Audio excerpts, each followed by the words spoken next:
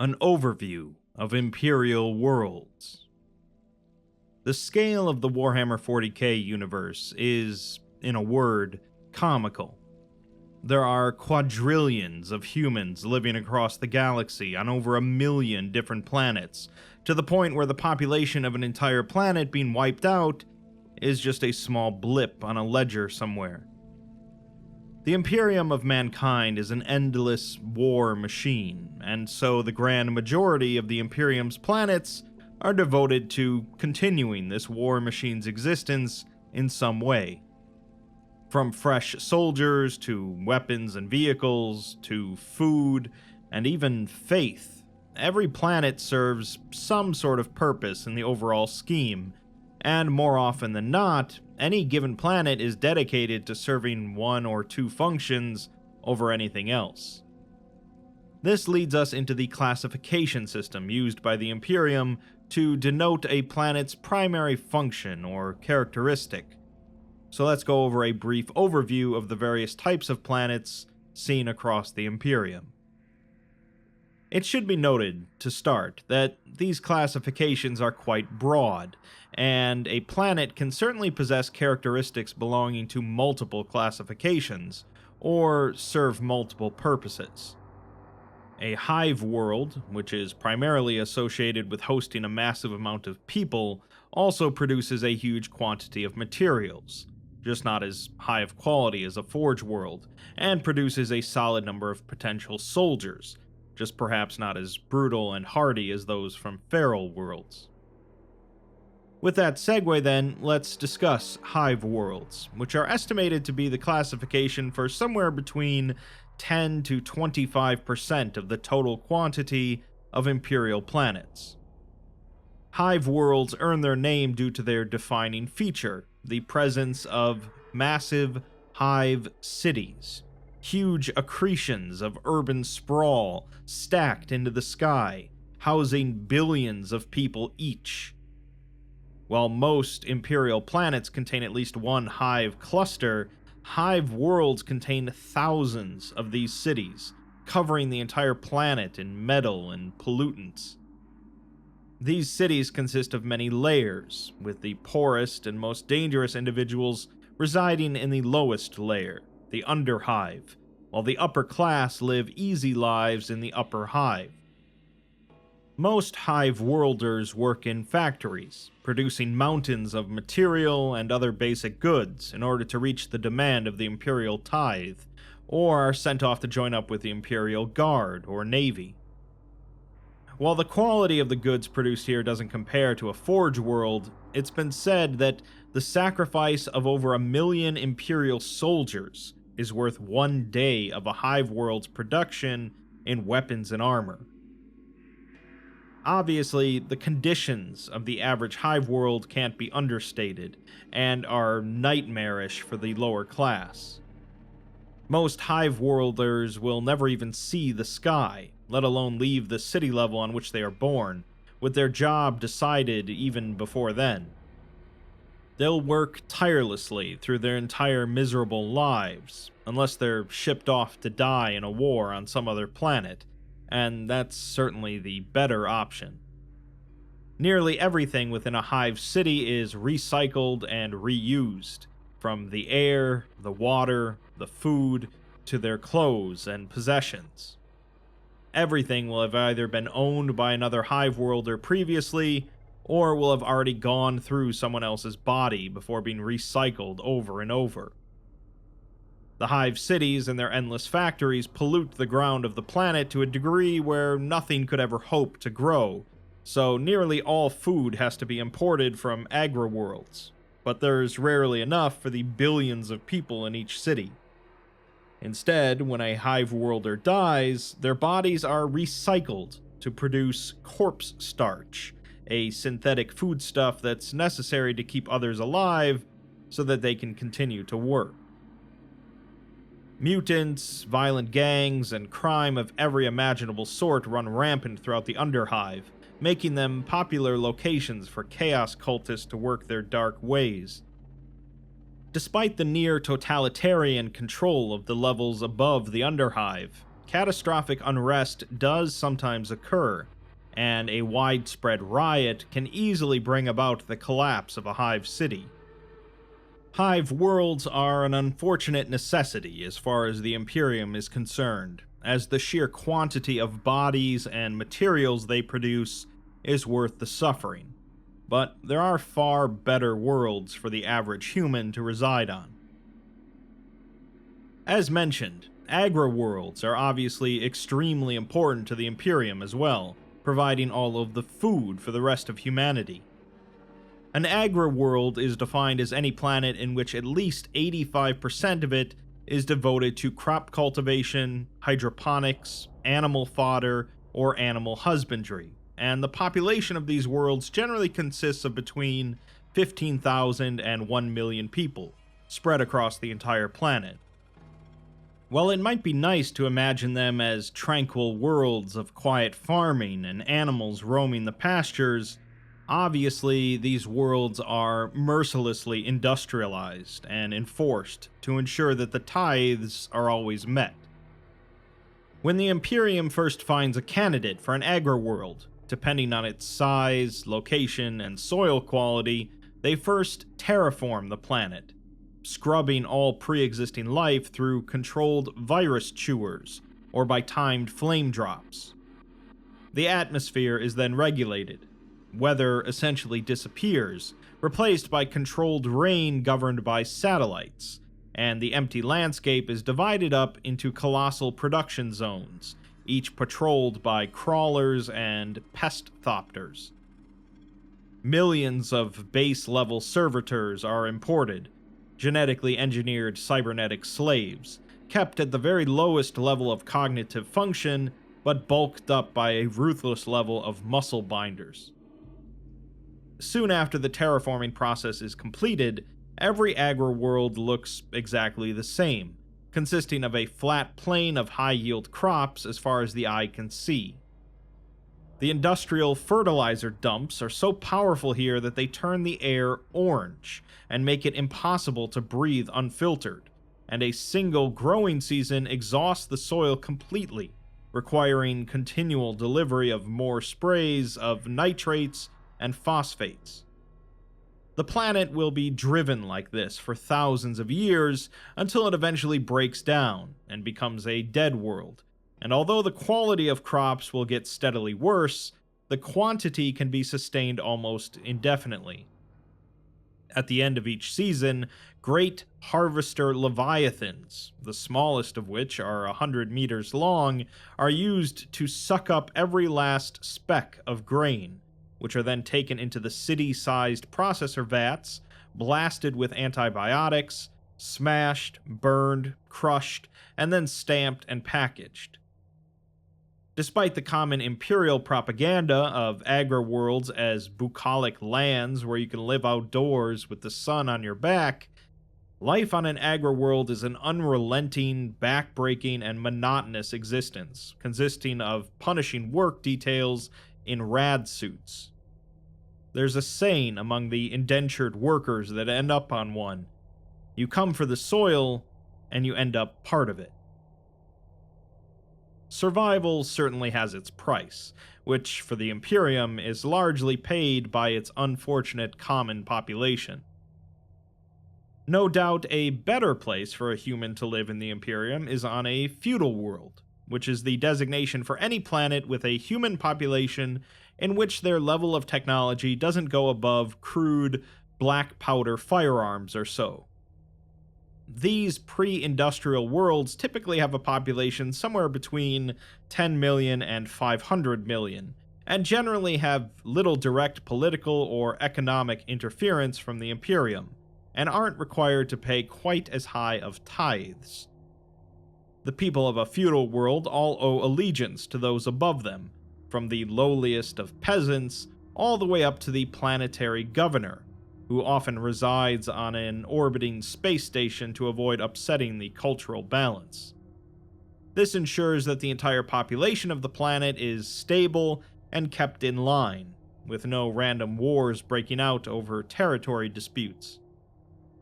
Life here for most is simple, harsh, and demanding, But unlike most planets in the Imperium, feudal worlds are often self-sufficient, able to provide enough food for themselves, as well as some to pay the tithe, along with certain goods that would be unlikely to be found on other worlds, such as wooden furniture and pieces of art. Of course, soldiers are another popular export of feudal worlds, as even though they have to deal with a bit of culture shock from being introduced to the rest of the Imperium, the emphasis on nobility and honor makes them quite suitable for the Guard. They also are popular locations for various Space Marine chapters to find new recruits, for similar reasons. Additionally, the more scholastic among them might end up joining the Adeptus Administratum, or the Imperial Creed. That being said, oftentimes the Imperium will discover a feudal world and decide to take it over completely, turning it into a forge world or an agri-world in order to maximize production, rather than letting it remain a medieval society. The exceptions to this are often knight worlds, which are similarly feudal in nature, but which are ruled by noble houses that are trained in their ancestral combat walkers called Imperial Knights. These battlesuits hail from humanity's age of technology, and while the modern Imperium can make various versions of these knights, the real advantage of the knight houses is that they possess generations of individuals that will spend their lives training and bonding with the house's ancestral knights. Somewhat similar to feudal worlds in that they've been allowed to develop somewhat naturally rather than overhauled for a single purpose are the civilized worlds. These worlds are pretty common throughout the Imperium, often being self-sufficient and possessing a population anywhere from 15 million up to 10 billion. They pay a moderately high tithe to the Imperium and may possess large, sprawling urban areas, but haven't quite reached the levels of being true Hive cities. These worlds are of course still ruled by a planetary governor, and will generally be aware of the overall Imperium, so they will have temples to the God Emperor and will be prepared to be shipped off to join the Guard. These worlds are widely varied, but the average one is probably pretty similar to our present-day Earth, making it certainly one of the safest and most pleasant locations for the average person to reside. On the flip side, we have feral worlds, the most primitive of the human worlds within the Imperium. The technological level of these worlds often resides within the Stone Age, and the population consists of hunter-gatherer societies using primitive tools and weapons.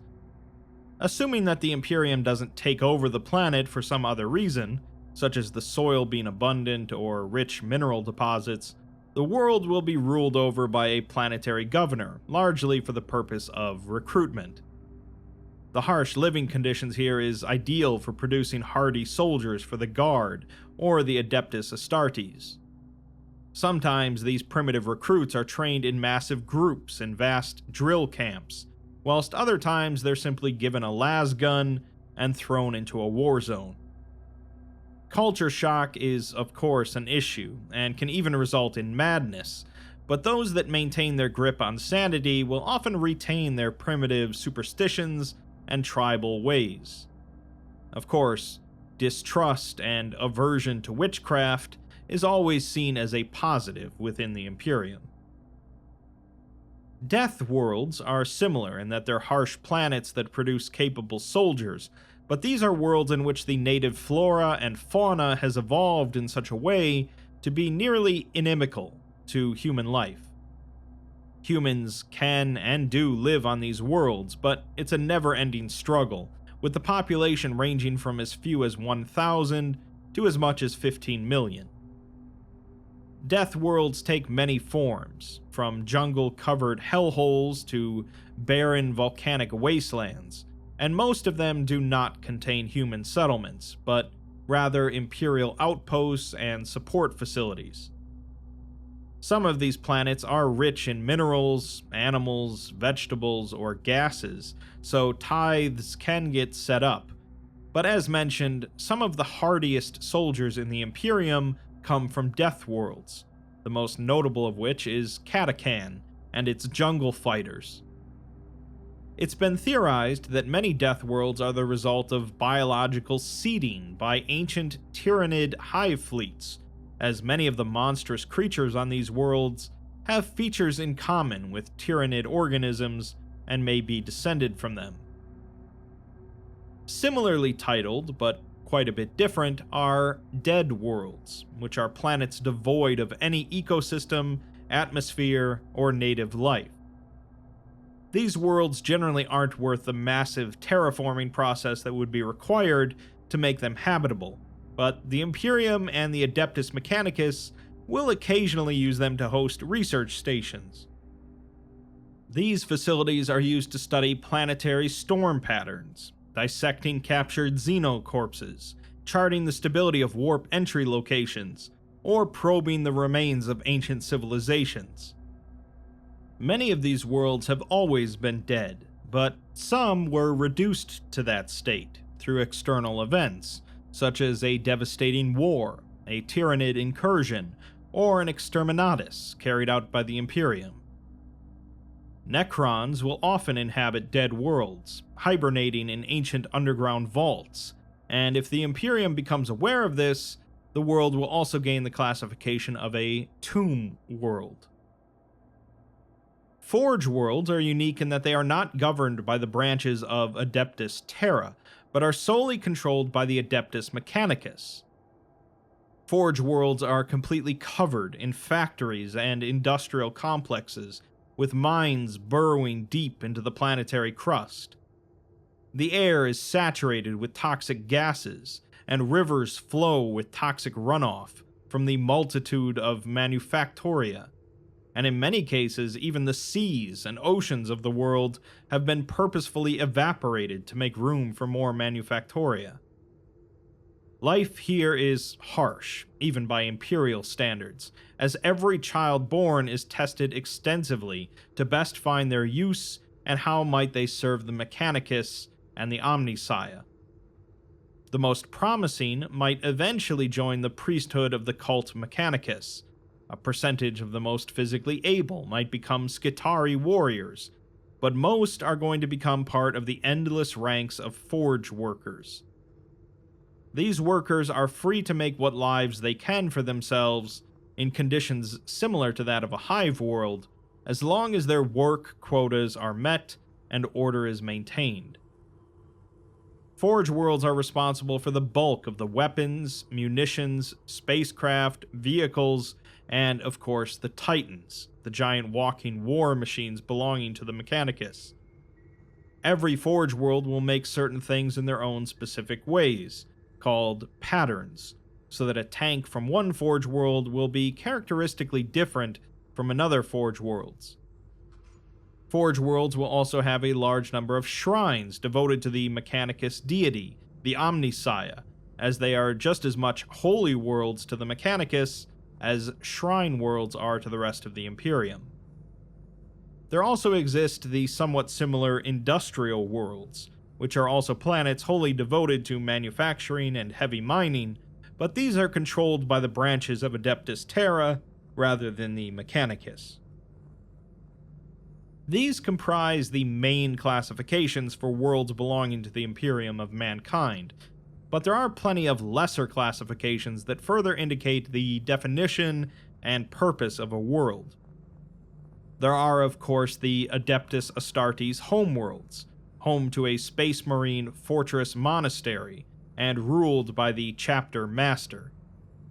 These worlds are exempt from normal Imperial tithes, and are the base at which each Space Marine chapter trains and houses their Astartes, as well as recruit new aspirants in the case of many chapters. Some chapters are entirely fleet-based, with one of their ships acting as their fortress monastery, such as the Imperial Fists, so they possess no homeworld. The Ecclesiarchy of the Imperium handles two different types of planets, the Shrine Worlds and the Cardinal Worlds. A Cardinal World is any that is controlled by the Ecclesiarchy, and generally don't have any real religious significance beyond that. There might be a high concentration of priests there, or massive theological libraries, but otherwise it's meant to be a somewhat self-sufficient world ruled by a cardinal of the ecclesiarchy. Shrine worlds, on the other hand, while also ruled by the ecclesiarchy, are noted as such for being devoted to a saint of the Imperium, or are otherwise holy sites. These worlds are places of eternal rest for holy men and women of the Imperium, and the surfaces of these planets are covered in cathedrals, shrines, and hallowed crypts. They often attract huge amounts of pilgrims that come to pay honor and respect to the saints and other renowned individuals here, or otherwise step foot on a planet where a great miracle was said to occur. Most shrine worlds fall into another category, such as being an Agriworld, a Hive world, or even a Death world, but become a shrine world due to having a strong relationship with a saint or a miracle. War worlds are those that are classified as being a war zone, where a long-term conflict is ongoing, filled with immense armies of millions of troops, mercenaries, pirates, and reavers. These worlds have been devastated by orbital bombardment and artillery that has lasted for decades, and when or if these worlds ever cease conflict, there's a good chance that they'll end up as dead worlds. If not, the Imperium will eventually send colonists from overcrowded worlds, willingly or not, to repopulate the planet, but this process may take centuries for the bureaucracy to accomplish. Similarly, fortress worlds are those situated in key locations that serve as bastions of the Imperium's defense against a constant and persistent threat. These are extremely well defended, and their populations and economies are wholly geared towards meeting the demands of Imperial defense. The most famous of these was Cadia, located next to the Eye of Terror, but it was destroyed during the 13th Black Crusade. Paradise worlds, or pleasure worlds, are the rare planets that possess an outstanding natural beauty and atmosphere. These are used for the enjoyment of important imperial visitors, such as members of major noble houses, the novice nobilite, planetary governors, important ecclesiarchy officials, imperial commanders, rogue traders, and wealthy chartist captains.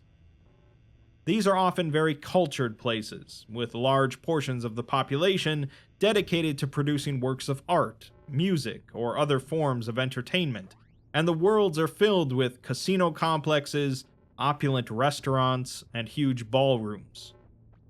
The tithes here are either very low or non-existent, as many are only lightly populated, but life here is extremely tranquil, with some using it to quietly train or contemplate. That being said, they're not without problems, and pleasure worlds often host one or more chaos cults dedicated to Slaanesh, the Prince of Pleasure, especially worlds that cater to the tastes of more depraved guests.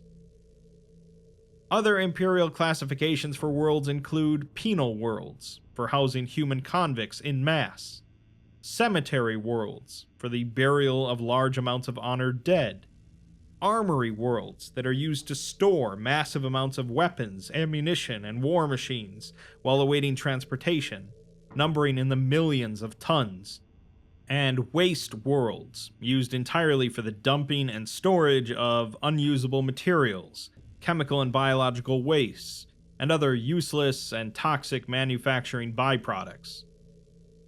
There are also the classifications for worlds not currently in control by the Imperium, such as demon worlds, orc worlds, Tau worlds, and exodite worlds, protected by craft world Eldar in the hope that they will one day use them to regain their empire.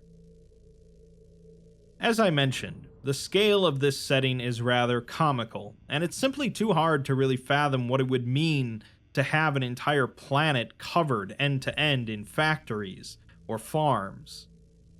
The scale of the setting is so that planets can easily get wiped out, with billions upon billions of lives lost, and it's a relatively minor event as far as humanity and the Imperium is concerned, since they'll just set up 10 more like it. This scale is obviously a very amusing part of Warhammer 40k, especially when considering that humans aren't even the most populous species in the galaxy, as that honor goes to the orcs, or perhaps the Tyranids. The life of a single person in this universe is infinitesimally insignificant, carrying out their entire life in one tiny section of one planet amongst a million, all in glorious service to the Imperium and the God Emperor.